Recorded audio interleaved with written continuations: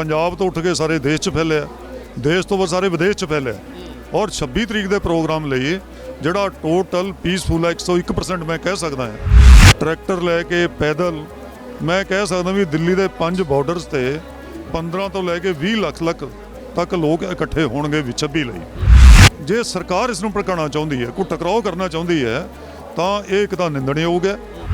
देखो supreme court दे विच एक petition साडे खिलाफ पहलां सी जिहड़ी ये सी भी इन्हां नूं इत्थों उठाओ, तो उहदे विच सुप्रीम कोर्ट ने बड़ा सोहना कहता सी भी इन्हां दा प्रोटेस्ट करना कॉन्स्टिट्यूशनल राइट है।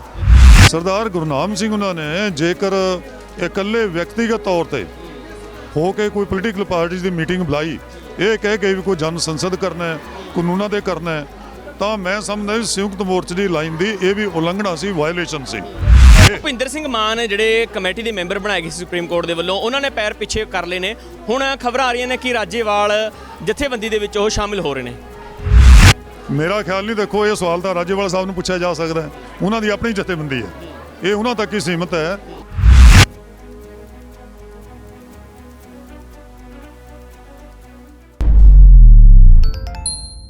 26 ਤਰੀਕ ਨੂੰ ਹੋਣ ਵਾਲੀ ਟਰੈਕਟਰ ਮਾਰਚ ਤੇ ਸਭ ਦੀਆਂ ਨਜ਼ਰਾਂ ਟਿਕੀਆਂ ਹੋਈਆਂ ਨੇ। ਜਿਵੇਂ ਜਿਵੇਂ ਇਹ ਅੰਦੋਲਨ ਦੇ ਦਿਨ ਵੱਧ ਰਹੇ ਨੇ ਉਵੇਂ ਉਵੇਂ ਇਸ ਅੰਦੋਲਨ ਨੂੰ ਬਲ ਮਿਲ ਰਿਹਾ, ਪਰ ਕੇਂਦਰ ਸਰਕਾਰ ਹਰ ਹੱਥਕੰਡੇ ਅਪਣਾ ਰਹੀ ਆ ਕਿ ਕਿਸੇ ਨਾ ਕਿਸੇ ਤਰੀਕੇ ਦੇ ਨਾਲ 26 ਤਰੀਕ ਨੂੰ ਹੋਣ ਵਾਲੀ ਪਰੇਡ ਨੂੰ ਰੋਕਿਆ ਜਾਵੇ। ਸੁਪਰੀਮ ਕੋਰਟ ਦੇ ਵਿੱਚ ਵੀ ਪਟੀਸ਼ਨ ਪਾਈ ਗਈ ਸੀ, ਪਰ ਅੱਜ ਜਿਹੜੀ ਪਟੀਸ਼ਨ ਦਾ ਫੈਸਲਾ ਆਉਣਾ ਸੀ ਉਸ ਤੇ ਉਹ ਸੁਣਵਾਈ ਟਲ ਗਈ ਹੈ। ਗੱਲਬਾਤ ਕਰਾਂਗੇ, ਸਾਡੇ ਨਾਲ ਐਡਵੋਕੇਟ ਪ੍ਰੇਮ ਸਿੰਘ ਭੰਗੂ ਮੌਜੂਦ ਨੇ। ਭੰਗੂ ਸਾਹਿਬ, ਕੋਸ਼ਿਸ਼ਾਂ ਜਾਰੀ ਨੇ ਕੇਂਦਰ ਸਰਕਾਰ ਦੇ ਵੱਲੋਂ, ਕਿਸਾਨਾਂ ਦੀਆਂ ਕੋਸ਼ਿਸ਼ਾਂ ਨੇ ਪਰੇਡ ਕਰਨੀ ਆ, ਕੇਂਦਰ ਸਰਕਾਰ ਦੀ ਕੋਸ਼ਿਸ਼ ਆ ਕਿ ਅਸੀਂ ਕਿਸੇ ਨਾ ਕਿਸੇ ਤਰੀਕੇ ਰੋਕਣਾ। बिल्कुल बड़ी देर तो अकाली परेड ने जो प्रोटेस्ट किसानों का बड़ी देर तो चल रहा है, ये प्रोटेस्ट बारे भी सरकार ने बहुत हुण तक हथ कंडे हरवे वरते ने। इस नूं बदनाम करने लई, लीडरां दे विच डिवीजन क्रिएट करने लई भात भात दीआं चालां चलियां, पर मैं समझदा सरकार हर चाल दे विच फेल होई है। साडा अंदोलन टोटल पीसफुल रहा और अंदोलन बहुत वध रहा है। पंजाब तो उठ के सारे देश च फैलिया, देश तो सारे विदेश च फैलिया।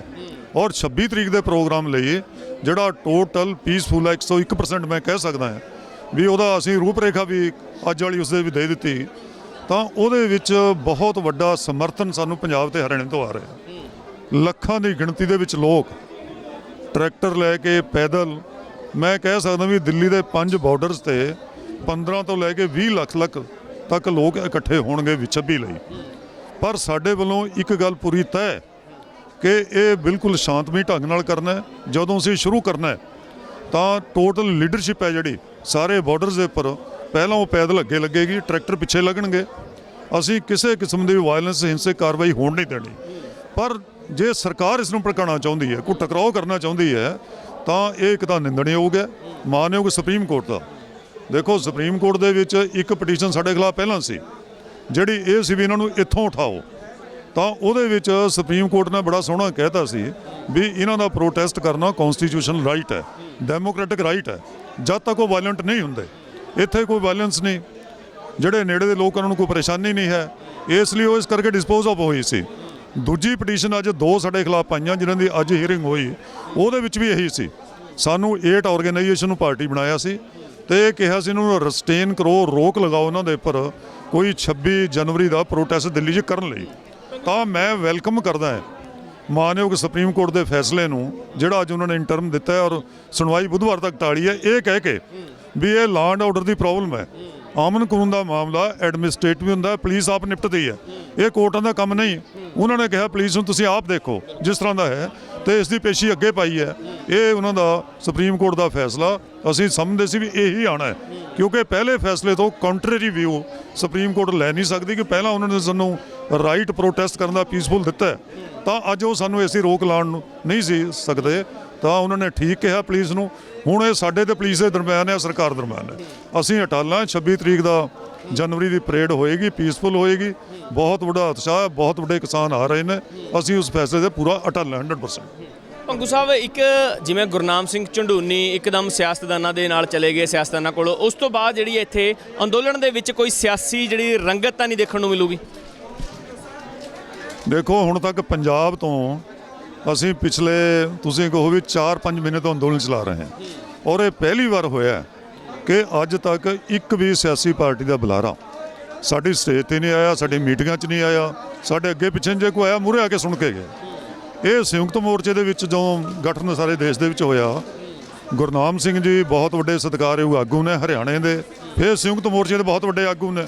ਸੰਯੁਕਤ ਮੋਰਚੇ ਦੀ ਪ੍ਰਮਾਣਿਤ ਤੈਅ ਲਾਈਨ ਹੈ ਇਹ ਕਿ ਸਰਕਾਰ ਨੂੰ ਐਸਾ ਅਸੀਂ ਕੋਈ ਹੱਥ ਕੰਡਾ ਨਹੀਂ ਦੇਣਾ, ਸਰਕਾਰ ਨੂੰ ਐਸੀ ਕੋਈ ਚਾਲ ਨਹੀਂ ਜਿਹੜੀ ਇਹ ਕਹਿ ਕੇ ਗਏ ਵੀ ਇਹ ਸਿਆਸੀ ਪਾਰਟੀਆਂ ਦਾ ਅੰਦੋਲਨ ਹੈ, ਕਿਉਂਕਿ ਸਰਕਾਰ ਤਾਂ ਪਹਿਲਾਂ ਲੱਗੀ ਹੋਈ ਸੀ। ਅਸੀਂ ਇਹ ਉਹਨਾਂ ਨੂੰ ਕਿਸੇ ਕਿਸਮ ਦਾ ਬਹਾਨਾ ਦੇਣਾ ਨਹੀਂ ਚਾਹੁੰਦੇ, ਤਾਂ ਇਸੇ ਕਰਕੇ ਹੁਣ ਤੱਕ ਰੱਖਿਆ ਹੋਇਆ ਸੀ। ਸਰਦਾਰ ਗੁਰਨਾਮ ਸਿੰਘ ਉਹਨਾਂ ਨੇ ਜੇਕਰ ਇਕੱਲੇ ਵਿਅਕਤੀਗਤ ਤੌਰ ਤੇ ਹੋ ਕੇ ਕੋਈ ਪੋਲੀਟੀਕਲ ਪਾਰਟੀ ਦੀ ਮੀਟਿੰਗ ਬੁਲਾਈ, ਇਹ ਕਹਿ ਕੇ ਵੀ ਕੋਈ ਜਨ ਸੰਸਦ ਕਰਨਾ ਹੈ, ਕਾਨੂੰਨਾਂ ਦੇ ਕਰਨਾ ਹੈ, ਤਾਂ ਮੈਂ ਸਮਝਦਾ ਵੀ ਸੰਯੁਕਤ ਮੋਰਚੇ ਦੀ ਲਾਈਨ ਦੀ ਇਹ ਵੀ ਉਲੰਘਣਾ ਸੀ, ਵਾਇਓਲੇਸ਼ਨ ਸੀ। ਸੰਯੁਕਤ ਮੋਰਚਾ ਨੇ ਇਸ ਦਾ ਬੜਾ ਗੰਭੀਰ ਨੋਟਿਸ ਲਿਆ ਔਰ ਨੋਟਿਸ ਲੈ ਕੇ ਇੱਕ ਕਮੇਟੀ ਦਾ ਗਠਨ ਕੀਤਾ ਕੱਲ੍ਹ ਅਸੀਂ। ਉਹ ਕਮੇਟੀ ਉਹਨਾਂ ਨੂੰ ਪੁੱਛੂਗੀ, ਉਹਨਾਂ ਨੂੰ ਬੁਲਾ ਕਰਕੇ ਕਿ ਤੁਹਾਡਾ ਇਸ ਬਾਰੇ ਕੀ ਸਟੈਂਡ ਹੈ, ਆਇਆ ਤੁਸੀਂ ਇਸੇ ਸਟੈਂਡ ਦੇ ਕਾਇਮ ਰਹਿਣਾ ਹੈ ਜਾਂ ਸੰਯੁਕਤ ਮੋਰਚੇ ਦਾ ਸਟੈਂਡ ਹੈ ਉਹਦੇ ਨਾਲ ਚੱਲਣਾ ਹੈ। ਜਦ ਤੱਕ ਉਹਨਾਂ ਦਾ ਜਵਾਬ ਨਹੀਂ ਆਉਂਦਾ, ਉਹਨਾਂ ਦੀ ਐਕਸਪਲੇਨੇਸ਼ਨ ਨਹੀਂ ਆਉਂਦੀ, ਉਦੋਂ ਤੱਕ ਉਹ ਕਮੇਟੀ ਜਿਹੜੀ ਹੋਰ ਅੱਗੇ ਕੋਈ ਨਾ ਫੈਸਲਾ ਕਰੇਗੀ, ਉਹਨਾਂ ਨੂੰ ਸੁਣ ਕੇ ਉਸ ਤੋਂ ਬਾਅਦ ਕਾਰਵਾਈ ਕਰੇਗੀ। ਔਰ ਇਹ ਬਿਲਕੁਲ ਸਪਸ਼ਟ ਰਾਇ ਹੈ, ਜੇ ਗੁਰਨਾਮ ਸਿੰਘ ਉਹਨੇ ਸੰਯੁਕਤ ਮੋਰਚੇ ਦੀ ਲਾਈਨ ਦੀ ਉਲੰਘਣਾ ਕਰਕੇ ਇਕੱਲੇ ਤੌਰ ਤੇ ਕਿਤੇ ਜਾਂਦੇ ਨੇ, ਤਾਂ ਸੰਯੁਕਤ ਮੋਰਚੇ ਨਾਲ ਮੈਂ ਸਮਝਦਾ ਵੀ ਨਾ ਉਹਨਾਂ ਦਾ ਕੋਈ ਸੰਬੰਧ ਰਹੇਗਾ ਤੇ ਨਾ ਸੰਯੁਕਤ ਮੋਰਚੇ ਦਾ ਉਹਨਾਂ ਨਾਲ ਰਹੇਗਾ, ਤਾਂ ਉਹਨਾਂ ਸਾਡੇ ਨਾਲ ਰਹੇਗਾ। ਇਹ ਸਪਸ਼ਟ ਲਾਈਨ ਹੈ, ਕਿਉਂਕਿ ਹਰ ਲੀਡਰ ਹੈ ਜਿਹੜਾ ਸਾਡੀ ਲਾਈਨ ਨਾਲ ਬਾਉਂਡ ਹੈ, ਉਸ ਤੋਂ ਸੱਜੇ ਖੱਬੇ ਚੱਲਣ ਦਾ ਉਸ ਨੂੰ ਅਧਿਕਾਰ ਨਹੀਂ। ਇਸ ਲਈ ਇਹ ਫਿਰ ਬੇਨਤੀ ਹੈ, ਰਿਕੁਐਸਟ ਹੈ, ਕੱਲ੍ਹ ਸੰਯੁਕਤ ਮੋਰਚਾ ਨੇ ਕੀਤੀ ਹੈ ਗੁਰਨਾਮ ਸਿੰਘ ਨੂੰ ਸਤਿਕਾਰਯੋਗ ਆਗੂ ਨੇ, ਵੀ ਤੁਸੀਂ ਉਹ ਪੋਲੀਟੀਕਲ ਪਾਰਟੀ ਵਾਲੀ ਲਾਈਨ ਛੱਡੋ, ਇਸ ਨੂੰ ਕਿਸਾਨਾਂ ਦਾ ਅੰਦੋਲਨ ਰਹਿਣ ਦਿਓ, ਕਿਉਂਕਿ ਸਰਕਾਰ ਨੂੰ ਆਪਾਂ ਐਸਾ ਬਹਾਨਾ ਨਾ ਦਈਏ ਸਾਨੂੰ ਬਦਨਾਮ ਕਰਨ। ਕਿਸਾਨਾਂ ਦਾ ਅੰਦੋਲਨ ਹੈ, ਇਸੇ ਕਰਕੇ ਵਧਿਆ, ਇਹ ਸ਼ਾਂਤੀਪੂਰਵ ਹੈ ਕਿਸਾਨਾਂ ਦਾ। ਅੱਜ ਇਹ ਦੇਸ਼ ਤੋਂ ਬਾਅਦ ਵਰਲਡ ਦਾ ਅੰਦੋਲਨ ਬਣ ਗਿਆ। ਜੇ ਪਾਰਟੀਆਂ ਵਿੱਚ ਆ ਜਾਂਦੀਆਂ, ਪਹਿਲਾਂ ਪਾਰਟੀਆਂ ਆਪਣੀ ਪੋਲਿਟਿਕਸ ਲੈ ਕੇ ਆਣੀ ਸੀ, ਉਹਨਾਂ ਦਾ ਵੋਟਾਂ ਦਾ ਸਵਾਲ ਹੈ, ਕਿਸੇ ਨੇ ਕੁਝ ਕਹਿਣਾ ਸੀ, ਕੁਝ ਕਹਿਣਾ ਸੀ, ਕਿਸਾਨੀ ਮੁੱਦੇ ਨੰਬਰ 2 ਤੇ ਹੋ ਜਾਣੇ ਸੀ। ਅੱਜ ਨੰਬਰ 1 ਤੇ ਕਿਸਾਨੀ ਮੁੱਦੇ ਜਿਹੜੇ ਪੋਲੀਟੀਕਲ ਪਾਰਟੀਆਂ ਅੱਜ ਤੱਕ ਲਿਆ ਨਹੀਂ ਸਕੀਆਂ।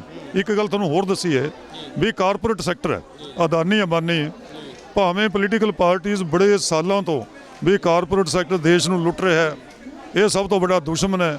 ਪਰ ਜਿਸ ਤਰ੍ਹਾਂ ਕਿਸਾਨਾਂ ਨੇ ਟਾਰਗੇਟ ਕੀਤਾ ਹੈ, ਪੋਲੀਟੀਕਲ ਪਾਰਟੀਆਂ ਟਾਰਗੇਟ ਨਹੀਂ ਕਰ ਸਕੀਆਂ।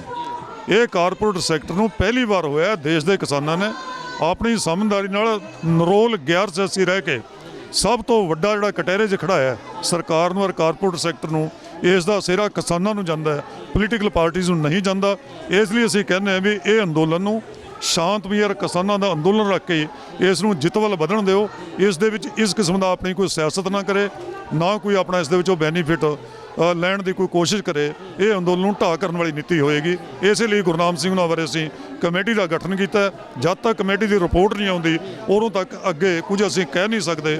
ਉਹਨਾਂ ਨੂੰ ਬੁਲਾਇਆ ਵੀ ਜਾਏਗਾ, ਉਹਨਾਂ ਤੋਂ ਐਕਸਪਲੇਨੇਸ਼ਨ ਵੀ ਲਈ ਜਾਏਗੀ, ਉਸ ਤੋਂ ਬਾਅਦ ਹੀ ਅੱਗੇ ਪ੍ਰੋਸੀਡ ਕਰਾਂਗੇ। ਕੱਲ੍ਹ ਦੀ ਮੀਟਿੰਗ ਆ ਪੰਗੂ ਸਾਹਿਬ, ਮੀਟਿੰਗ ਦੇ ਵਿੱਚ ਗੁਰਨਾਮ ਸਿੰਘ ਝੜੂਨੀ ਜਿਹੜੇ ਸ਼ਾਮਿਲ ਹੋਣਗੇ ਜਾਂ ਨਹੀਂ? ਦੇਖੋ, ਕੱਲ੍ਹ ਦੀ ਮੀਟਿੰਗ ਦੇ ਵਿੱਚ ਜੋ ਕਮੇਟੀ ਅਸੀਂ ਬਣਾਈ ਹੈ, ਕਮੇਟੀ ਦੇ ਵਿੱਚ ਇਹ ਬਾਰ-ਬਾਰ ਗੱਲ ਆਈ ਹੈ ਕਿ ਜਿਸ ਸਾਥੀ ਦਾ ਵਿਚਾਰ ਹੈ ਜਿਹੜਾ ਪੋਲੀਟੀਕਲ ਪਾਰਟੀਆਂ ਨੂੰ ਡਰਾਈ ਕਰਨ ਦਾ ਜਾਂ ਸੰਯੁਕਤ ਮੋਰਚੇ ਤੋਂ ਵੱਧ ਕੇ ਆਪਣੀ ਇਕੱਲੀ ਲਾਈਨ ਦੇਣ ਦਾ, ਇਸ ਲਈ ਉਹ ਸਾਥੀ ਜਦੋਂ ਤੱਕ ਕਮੇਟੀ ਰਿਪੋਰਟ ਨਾ ਦੇਵੇ ਉਹਦੀ ਸੁਣਵਾਈ ਕਰਕੇ ਨਾ ਉਹ ਸੰਯੁਕਤ ਮੋਰਚਾ ਦੀ ਮੀਟਿੰਗ 'ਚ ਆਉਣ। ਅੱਛਾ, ਇਹ ਵੀ ਉਹਨਾਂ ਨੂੰ ਕਿਹਾ ਵੀ ਉਹ ਅਗਲੀ ਮੀਟਿੰਗ 'ਚ ਵੀ ਨਾ ਜਾਣ ਤਾਂ ਚੰਗਾ ਹੈ, ਬਾਕੀ ਉਹਨਾਂ ਦੀ ਮਰਜ਼ੀ ਹੈ, ਉਹਨਾਂ ਦੇ ਵਿੱਚ ਹੈ। ਪਰ ਸੰਯੁਕਤ ਮੋਰਚੇ ਦੀ ਭਾਵਨਾ ਇਹ ਹੈ ਤਾਂ ਵੀ ਫੌਰੀ ਦਾ ਕੋਈ ਐਕਸ਼ਨ ਲੈ ਨਹੀਂ ਸਕਦੇ ਉਹਨਾਂ ਨੂੰ ਸੁਣੇ ਬਿਨਾਂ, ਕਿਉਂਕਿ ਕੱਲ੍ਹ ਨੂੰ ਇੱਥੇ ਹੈ ਨਹੀਂ ਸਨ। ਉਹ ਸੁਣਾਂਗੇ, ਅਜੇ ਮੀਟਿੰਗ ਕੱਲ੍ਹ ਨੂੰ ਹੋਣ ਵਾਲੀ ਹੈ। ਜੇ ਉਹ ਅੱਜ ਆ ਜਾਂਦੇ ਨੇ ਤਾਂ ਇਹ ਤੈਅ ਹੋ ਜਾਊਗਾ। ਜੇ ਉਹ ਆਪਣੀ ਸਫਾਈ ਦੇ ਦੇਣਗੇ, ਉਸ ਲਾਈਨ ਤੋਂ ਪਿੱਛੇ ਹਟ ਜਾਣੇ ਤਾਂ ਵੈਲਕਮ ਹੈ। ਸਾਡੇ ਉਸ ਤਰ੍ਹਾਂ ਹੀ ਆਗੂ ਨੇ ਤਾਂ ਮੀਟਿੰਗ 'ਚ ਵੀ ਜਾ ਸਕਦੇ ਆ। ਜੇ ਆਪਣੀ ਲਾਈਨ ਤੇ ਫਰਮ ਰਹਿੰਦੇ ਨੇ ਤਾਂ ਇਸ ਬਾਰੇ ਜਿਹੜਾ ਸੰਯੁਕਤ ਮੋਰਚਾ ਹੈ ਕਮੇਟੀ ਤਾਂ ਦੂਜੇ ਤਰ੍ਹਾਂ ਸੋਚੇਗੀ, ਫਿਰ ਉਹ ਪਤਾ ਚੱਲ ਜਾਏਗੀ। ਕਿਉਂਕਿ ਪੰਗੂ ਸਾਹਿਬ ਜਦੋਂ ਇੱਕ ਸ਼ੁਰੂਆਤ ਦੇ ਵਿੱਚ ਜਿਹੜੀ ਹੈ ਇੱਕ ਜਥੇਬੰਦੀ ਆ ਭਾਰਤੀ ਕਿਸਾਨ ਯੂਨੀਅਨ ਲੱਖੋਵਾਲ ਕੋਰਟ ਦਾ ਰੁਖ ਇਖਤਿਆਰ ਕਰਿਆ ਸੀ, ਉਹਨਾਂ ਨੇ ਕੋਰਟ ਦੇ ਵਿੱਚ ਚਲੇ ਗਏ ਸੀ, ਪਰ ਬਾਕੀ ਜਥੇਬੰਦੀਆਂ ਨੇ ਉਹਨਾਂ ਦੇ ਨਾਲ ਬਾਈਕਾਟ ਕਰ ਦਿੱਤਾ ਸੀ। ਅਜਿਹੀ ਸਥਿਤੀ ਵੀ ਹੋ ਸਕਦੀ ਹੈ ਕਿ ਗੁਰਨਾਮ ਸਿੰਘ ਝੰਡੂਨੀ ਦਾ ਜਿਹੜਾ ਇੱਕ ਤਰ੍ਹਾਂ ਬਾਈਕਾਟ ਹੀ ਕਰ ਸਕਦੇ ਆ ਕਿ ਮੋਰਚੇ ਦੇ ਵਿੱਚ ਸ਼ਾਮਿਲ ਹੀ ਨਹੀਂ ਹੋਣ ਦਿੱਤਾ ਜਾਊਗਾ, ਮੀਟਿੰਗਾਂ ਦੇ ਵਿੱਚ ਸ਼ਾਮਿਲ ਯਾਨੀ ਕਿ ਕੋਈ ਹਿੱਸਾ ਹੀ ਨਹੀਂ ਰਹਿਣਗੇ। ਦੇਖੋ, ਜਦੋਂ ਲੱਖੋਵਾਲ ਸਾਹਿਬ ਨੇ ਪਟੀਸ਼ਨ ਕੀਤੀ ਸੀ, ਕਿਉਂਕਿ ਸਾਡੀ ਲਾਈਨ ਇਹ ਹੈ ਨਹੀਂ ਸੀ ਵੀ ਅਸੀਂ ਕੋਰਟ ਦਾ ਦਰਵਾਜ਼ਾ ਖੜਕਾਈਏ। ਪੋਲੀਟੀਕਲ ਸਵਾਲ ਹੈ, ਸਰਕਾਰ ਨੇ ਕਾਨੂੰਨ ਬਣਾਏ, ਸਾਡੀ ਲਾਈਨ ਸੀ ਸਰਕਾਰ ਨਾਲ ਲੜ ਕੇ ਹੀ ਹੱਲ ਕਰਵਾਉਣੇ ਨੇ, ਤਾਂ ਹੀ ਅਸੀਂ ਕੋਈ ਸੁਪਰੀਮ ਕੋਰਟ ਗਏ ਨਹੀਂ ਸੀ। ਜਦੋਂ ਉਹ ਸੁਪਰੀਮ ਕੋਰਟ ਗਏ ਤਾਂ 32 ਕਿਸਾਨ ਜਥੇਬੰਦੀਆਂ ਨੇ ਕੰਡੈਮ ਕੀਤਾ ਸੀ ਔਰ ਉਹਦਾ ਰੋਕ ਲਾਈ ਸੀ, ਤੁਸੀਂ ਮੀਟਿੰਗ 'ਚ ਨਹੀਂ ਆਉਣਾ। ਉਹਨਾਂ ਨੇ ਉਹਦਾ ਵੀ ਸਵਾਲ ਇਹ ਉੱਠ ਰਿਹਾ ਸੀ ਕਿ ਸ਼ਾਇਦ ਕਿਸੇ ਸਿਆਸੀ ਕਿਸੇ ਉਸੇ ਦਬਾਅ ਕੀਤੇ, ਉਹਨਾਂ ਨੇ ਪਟੀਸ਼ਨ ਵਿਡਰਾ ਕੀਤੀ। ਵਿਡਰਾ ਕਰਕੇ ਤਾਂ ਵੱਡੇ ਲੱਖੋਵਾਲਾ ਸਾਹਿਬ ਨਹੀਂ ਮੀਟਿੰਗ 'ਚ ਆਏ, ਤਾਂ ਦੂਜੀ ਉਹਨਾਂ ਦੀ ਜਿਹੜੀ ਆਰਗੇਨਾਈਜੇਸ਼ਨ ਉਹ ਮੀਟਿੰਗ 'ਚ ਆਈ, ਪਟੀਸ਼ਨ ਵਿਡਰਾ ਕਰਨ ਤੋਂ ਬਾਅਦ ਆਈ। ਤਾਂ ਅਜੇ ਕੇਸ ਗੁਰਨਾਮ ਸਿੰਘ ਦਾ ਇਹ ਜਿੰਨਾ ਮਰਜ਼ੀ ਕੋਈ ਵੱਡਾ ਲੀਡਰ ਹੋਵੇ, ਉਸ ਨੂੰ ਕੋਈ ਅਧਿਕਾਰ ਨਹੀਂ ਹੈ ਵੀ ਉਹ ਪ੍ਰਮਾਣਿਤ ਲਾਈਨ ਦਾ ਉਲੰਘਣਾ ਕਰੇ, ਉਸ ਦੀ ਵਾਇਲੇਟ ਕਰੇ। ਇਸ ਲਈ ਜੋ ਫਾਰਮੂਲੇ ਉਹਨਾਂ ਦੇ ਪਰ ਤੈਅ ਹੋਏ ਨੇ ਪੈਰਾਮੀਟਰਸ, ਉਹ ਇਹਨਾਂ ਦੇ ਪਰ ਵੀ ਹੋਣਗੇ। ਇਸ ਤੋਂ ਪਹਿਲਾਂ VM ਸਿੰਘ ਸਨ, ਸੰਯੁਕਤ ਮੋਰਚੇ ਦੇ ਲੀਡਰ ਸੀ, ਉਹਨਾਂ ਨੇ ਥੋੜਾ ਬਹੁਤ ਖੱਬੇ ਸੱਜੇ ਹੋ ਕੇ ਬਿਆਨ ਦਿੱਤਾ ਤਾਂ ਸੰਯੁਕਤ ਮੋਰਚੇ ਨੇ ਲੰਬੇ ਕਰ ਦਿੱਤਾ। ਮਹਾਰਾਸ਼ਟਰ ਦੇ ਰਾਜੂ ਸ਼ੈਟੀ ਸੀ, ਉਹਨਾਂ ਨੇ ਵੀ ਦਿੱਤਾ, ਉਹਨੂੰ ਵੀ ਲੰਬੇ ਕਰ ਦਿੱਤਾ। ਇਸ ਲਈ ਗੁਰਨਾਮ ਸਿੰਘ ਨੂੰ ਆਪਣੀ ਲਾਈਨ ਤੇੜੇ ਰਹਿਣਗੇ ਤਾਂ ਇਸ ਕਿਸਮ ਦਾ ਅਨੁਸ਼ਾਸਨ ਡਿਸਪਲਿਨ ਉਹਨਾਂ ਤੇ ਵੀ ਠੋਸਿਆ ਜਾ ਸਕਦਾ ਹੈ। ਇੱਕ ਭੁਪਿੰਦਰ ਸਿੰਘ ਮਾਨ ਜਿਹੜੇ ਕਮੇਟੀ ਦੇ ਮੈਂਬਰ ਬਣਾਏ ਗਏ ਸੀ ਸੁਪਰੀਮ ਕੋਰਟ ਦੇ ਵੱਲੋਂ, ਉਹਨਾਂ ਨੇ ਪੈਰ ਪਿੱਛੇ ਕਰ ਲਏ ਨੇ। ਹੁਣ ਖਬਰਾਂ ਆ ਰਹੀਆਂ ਨੇ ਕਿ ਰਾਜੇਵਾਲ ਜਥੇਬੰਦੀ ਦੇ ਵਿੱਚ ਉਹ ਸ਼ਾਮਿਲ ਹੋ ਰਹੇ ਨੇ। ਮੇਰਾ ਖਿਆਲ ਨਹੀਂ, ਦੇਖੋ ਇਹ ਸਵਾਲ ਤਾਂ ਰਾਜੇਵਾਲ ਸਾਹਿਬ ਨੂੰ ਪੁੱਛਿਆ ਜਾ ਸਕਦਾ ਹੈ, ਉਹਨਾਂ ਦੀ ਆਪਣੀ ਜਥੇਬੰਦੀ ਹੈ, ਇਹ ਉਹਨਾਂ ਤੱਕ ਹੀ ਸੀਮਿਤ ਹੈ। ਤਾਂ ਇਹ ਜ਼ਰੂਰ ਹੈ ਕਿਉਂਕਿ ਲੋਕਾਂ ਦਾ ਬਹੁਤ ਵੱਡਾ ਦਬਾਅ ਸੀ। ਕਮੇਟੀ ਇਸ ਕਿਸਮ ਦੀ ਬਣੀ ਜਿਹੜੀ ਕਮੇਟੀ ਕਾਨੂੰਨਾਂ ਦੀ ਪੱਖੀ ਸੀ।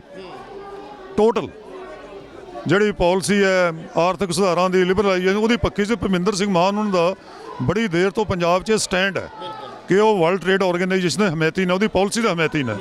ਇਸ ਲਈ ਕੁਦਰਤੀ ਤੌਰ ਤੇ ਪੰਜਾਬ ਦੇ ਲੋਕਾਂ ਨੇ ਵਿਰੋਧ ਕਰਨਾ ਸੀ, ਇੱਥੇ ਵਿਰੋਧ ਕਰਨਾ ਸੀ।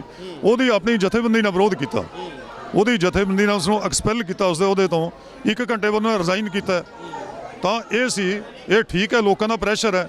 ਅਸੀਂ ਤਾਂ ਇਹ ਵੀ ਕਿਹਾ ਜਿਹੜੇ ਬਾਕੀ ਵੀ 3-4 ਮੈਂਬਰ ਨੇ ਉਹ ਵੀ ਲੋਕਾਂ ਦਾ ਪ੍ਰੈਸ਼ਰ ਕਬੂਲਦੇ ਹੋਏ ਉਹ ਵੀ ਇਸ ਕਿਸਮ ਦੀ ਜਿਹੜੀ ਚਾਲ ਹੈ ਸਰਕਾਰ ਦੀ ਸੁਪਰੀਮ ਕੋਰਟ ਰਾਹੀਂ ਆਪਣੇ ਗਲ ਤੋਂ ਲੜਾਈ ਤਾਰ ਕੇ ਇੱਕ ਕਮੇਟੀ ਦੇ ਗਲ ਪਾਉਣਾ, ਉਹ ਵੀ ਰਿਜ਼ਾਈਨ ਕਰ ਦੇਣ। ਉਹਨਾਂ ਨੇ ਕਿਸੇ ਜਥੇਬੰਦੀ ਨੂੰ ਜੁਆਇਨ ਕਰਨਾ ਨਹੀਂ ਜੁਆਇਨ ਕਰਨਾ ਇਹ ਉਹਨਾਂ ਦੀ ਮਰਜ਼ੀ ਹੈ, ਜਾਂ ਜਿਸ ਜਥੇਬੰਦੀ ਜਾਣਾ ਹੈ ਇਹ ਉਹਨਾਂ ਦੀ ਆਪਣੀ ਆਰਗੇਨਾਈਜੇਸ਼ਨ ਹੈ। ਇਸ ਬਾਰੇ ਮੈਂ ਸਟੇਜ ਤੇ ਕੁਝ ਨਹੀਂ ਕਹਿ ਸਕਦਾ। ਇੱਕ ਆਖਰੀ ਸਵਾਲ ਹੈ ਮੇਰਾ, ਪੰਗੂ ਜੀ, ਜਿਵੇਂ ਭਾਜਪਾ ਦੇ ਜਿਹੜੇ ਲੀਡਰ ਨੇ ਬਹੁਤ ਜ਼ਿਆਦਾ ਵੱਡੀ ਗਿਣਤੀ ਦੇ ਵਿੱਚ ਅਹੁਦੇ ਛੱਡ ਕੇ ਅਸਤੀਫੇ ਦੇ ਕੇ ਅਕਾਲੀ ਦਲ ਦੇ ਵਿੱਚ ਸ਼ਾਮਿਲ ਹੋ ਰਹੇ ਨੇ। ਹਾਲਾਂਕਿ ਅਕਾਲੀ ਦਲ ਨੂੰ ਕਿਸਾਨਾਂ ਦੇ ਪੱਖੀ ਕਿਹਾ ਜਾਂਦਾ ਸੀ, ਪਰ ਅੱਜ ਪੰਜਾਬ ਦੇ ਵਿੱਚ ਸਭ ਤੋਂ ਵੱਧ ਜਿਹੜਾ ਅਕਾਲੀ ਦਲ ਦਾ ਵਿਰੋਧ ਹੋ ਰਿਹਾ, ਕਿਸ ਤਰ੍ਹਾਂ ਸਮਝਦੇ ਹੋ ਤੁਸੀਂ ਕਿ ਇਹ ਕਹਿ ਸਕਦੇ ਆ, ਕਿਉਂਕਿ ਉਹਨਾਂ ਦੀ ਜ਼ੁਬਾਨ ਇਹੀ ਹੈ, ਜ਼ੁਬਾਨੀ ਕਹਿ ਰਹੇ ਨੇ ਕਿ ਅੱਗੇ ਸੱਪ ਤੇ ਪਿੱਛੇ ਸੀਂਹ ਵਾਲਾ ਕੰਮ ਕਰ ਰਹੇ ਨੇ। ਅਕਾਲੀ ਦਲ ਤੇ BJP ਦੋ ਇੱਕੋ ਹੀ ਨੇ। ਅਸੀਂ ਅਜੇ ਵੀ ਨਹੀਂ ਸਮਝਦੇ, ਭਾਵੇਂ ਅਕਾਲੀ ਦਲ ਦੇ ਵਿੱਚੋਂ ਬੀਬੀ ਹਰਸਿਮਰਤ ਕੌਰ ਬਾਦਲ ਨੇ ਅਸਤੀਫਾ ਦਿੱਤਾ ਕੈਬਨਿਟ ਤੋਂ ਔਰ ਇਹਨਾਂ ਨੇ NDA ਨੂੰ ਛੱਡਿਆ, ਪਰ ਮੈਂ ਸਮਝਦਾ ਜੇ ਦੋਵਾਂ ਦਾ ਹੇਜ ਗਿਆ ਨਹੀਂ, ਦੋਵਾਂ ਦਾ ਹੇਜ ਬਰਕਰਾਰ ਹੈ। ਇਸ ਮੋਰਚੇ ਤੋਂ ਬਾਅਦ ਉਹ ਦੁਬਾਰਾ ਫੇਰ ਸਾਂਝਾ ਆ ਉਸ ਤਰ੍ਹਾਂ ਪਾ ਸਕਦੇ ਨੇ। ਇਹੀ ਕਾਰਨ ਹੈ ਵੀ ਅਕਾਲੀ ਦਲ ਦਾ ਉੱਧਰ ਜਾਣਾ, ਉਹਨਾਂ ਦਾ ਇੱਧਰ ਜਾਣਾ। ਅਜੇ ਉਹ ਅੰਡਰਸਟੈਂਡਿੰਗ ਕਿਤੇ ਨਾ ਕਿਤੇ ਚੱਲ ਰਹੀ ਹੈ, ਇਹ ਅੰਡਰਸਟੈਂਡਿੰਗ ਕਿਤੇ ਨਾ ਕਿਤੇ ਚੱਲ ਰਹੀ ਹੈ। ਔਰ ਇਹ ਲੱਗਦਾ ਹੈ ਤਾਂ ਹੀ ਪੰਜਾਬ ਦੇ ਜਿਹੜੇ ਲੋਕ ਨੇ, ਭਾਵੇਂ ਅਕਾਲੀ ਦਲ ਨੇ NDA ਨੂੰ ਛੱਡ ਦਿੱਤਾ, ਜੋ ਮਰਜ਼ੀ ਬੋਲਣ, ਅਜੇ ਲੋਕ ਵਿਸ਼ਵਾਸ ਕਰਨ ਲਈ ਤਿਆਰ ਨਹੀਂ ਹੈ। ਤਾਂ ਉਹਨਾਂ ਦਾ ਵੀ ਉਸ ਤਰ੍ਹਾਂ ਹੀ ਕਈ ਵਾਰੀ ਘਰਾਓ ਕੀਤਾ ਜਾਂਦਾ ਜਿਵੇਂ BJP ਦਾ। ਸੁਖਬੀਰ ਬਾਦਲ ਫਤਿਹਗੜ੍ਹ ਸਾਹਿਬ ਆਏ, ਲੋਕਾਂ ਨੇ ਬੋਲਣ ਨਹੀਂ ਦਿੱਤਾ, ਉਹ ਭੱਜ ਕੇ ਬਚੇ। ਲੋਕਾਂ ਦਾ ਗੁੱਸਾ ਉਹਨਾਂ ਦੇ ਖਿਲਾਫ ਉਸ ਤਰ੍ਹਾਂ ਹੀ ਬਰਕਰਾਰ ਹੈ ਜਿਵੇਂ BJP ਦੇ ਖਿਲਾਫ ਹੈ। ਇਹ ਸਾਂਝ ਹੈ। ਬਿਲਕੁਲ, ਬਹੁਤ ਧੰਨਵਾਦ ਪੰਗੂ ਸਾਹਿਬ। ਇਹ ਸੀ ਪ੍ਰੇਮ ਸਿੰਘ ਪੰਗੂ, ਐਡਵੋਕੇਟ ਤੇ ਨਾਲੇ ਕਿਸਾਨ ਆਗੂ ਵੀ ਨੇ, ਜਿਨ੍ਹਾਂ ਦੇ ਵੱਲੋਂ ਅਕਾਲੀ ਦਲ ਦੀ ਜਿਹੜੀ ਆ ਸਾਫ਼ ਤੌਰ ਤੇ ਅਕਾਲੀ ਦਲ ਦੇ ਕਿਹਾ ਕਿ BJP ਤੇ ਅਕਾਲੀ ਦਲ ਇੱਕੋ ਨੇ, ਤੇ ਨਾਲ ਹੀ ਜਿਵੇਂ ਹੁਣ ਅਕਾਲੀ ਦਲ ਦੇ ਵਿੱਚ ਸ਼ਾਮਿਲ ਹੋ ਰਹੇ ਨੇ, ਇੱਕ ਕਹਾਵਤ ਟੁੱਕਦੀ ਆ, ਇਹ ਅਸੀਂ ਨਹੀਂ ਕਹਿ ਰਹੇ ਬਲਕਿ ਲੋਕਾਂ ਦੀ ਜ਼ੁਬਾਨ ਤੋਂ ਆ ਕਿ ਇਹਨਾਂ ਵੰਡੇ ਰੋੜੀਆਂ ਮੁੜ ਆਪਣਿਆਂ ਨੂੰ, ਅਜਿਹੀਆਂ ਕਹਾਵਤਾਂ ਲਾਗੂ ਹੁੰਦੀਆਂ ਨੇ। ਸੋ ਨਾਲ ਹੀ ਇਹਨਾਂ ਨੇ 26 ਤਰੀਕ ਦੀ ਜਿਹੜੀ ਸਥਿਤੀ ਆ ਉਹ ਤੈਅ ਕਰ ਦਿੱਤੀ ਹੈ। ਰਣਨੀਤੀ ਜਿਹੜੀ ਕਿਸਾਨਾਂ ਦੇ ਵੱਲੋਂ ਲੁਕੀ ਜਾ ਚੁੱਕੀ ਹੈ ਕਿ 26 ਤਰੀਕ ਨੂੰ ਕਿਸ ਤਰ੍ਹਾਂ ਜਿਹੜੀਆਂ ਤਿਆਰੀਆਂ ਜ਼ੋਰਾਂ ਸ਼ੋਰਾਂ ਦੇ ਨਾਲ ਚੱਲ ਰਹੀਆਂ ਨੇ। ਤੇ ਨਾਲ ਹੀ ਤੁਹਾਨੂੰ ਦੱਸ ਦਈਏ ਕਿ ਅੱਜ ਸੁਪਰੀਮ ਕੋਰਟ ਦੇ ਵਿੱਚ ਇਸ ਨੂੰ ਟਰੈਕਟਰ ਮਾਰਚ ਨੂੰ ਰੋਕਣ ਦੇ ਲਈ ਪਟੀਸ਼ਨ ਦਾਖਲ ਹੋਈ ਸੀ, ਸੁਣਵਾਈ ਹੋਈ ਆ, ਅਗਲੀ ਸੁਣਵਾਈ ਬੁੱਧਵਾਰ ਤੱਕ ਦੀ ਟਾਲ ਦਿੱਤੀ ਗਈ ਹੈ। ਲਗਾਤਾਰ ਤੁਸੀਂ ਬਣੇ ਰਹੋ D5 ਦੇ ਨਾਲ, ਦੇਖਦੇ ਰਹੋ D5 channel Punjabi. D5 channel Punjabi ਹੁਣੇ ਸਬਸਕ੍ਰਾਈਬ ਕਰੋ, ਬੈਲ ਆਈਕਨ ਤੇ ਕਲਿੱਕ ਕਰੋ।